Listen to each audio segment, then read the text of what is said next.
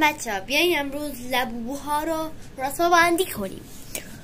اوکی 8 کم بود براش، ولی خب نمیدونم. 10 خیلی زشت بود. سیکرت واقعا دوست ندارم اصلا. این توصیه 7 واقعا خیلی خوشگل بود. صورتی واقعا دوست دارم، برام در نمیاد، ولی خب برای خودم اینا دیروز خریدم. ویدیوشم فکر کنم دیده بودیم. خیلی دوستش دارم. بنفش قطعا اوله. خیلی دوست داشتم بنفش را.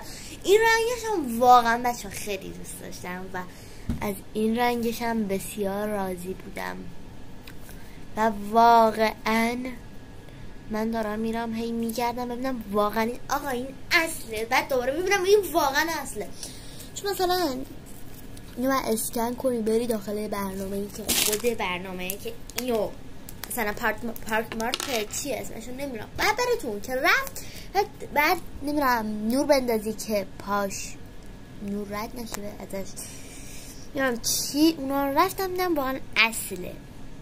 خیلی دوستشم دارم واقعا.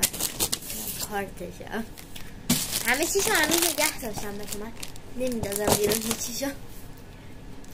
بچه اگه این ویدیو 150 تا لایک بخوره میرم دوباره یه لبو دیگه میخرم، بعد دوباره براتون آنباکسینگ میکنم ببینم چه رنگ در میاد، یا استیش میخرم یا لبو. خودمون دوست داریم دیگه. بای بای.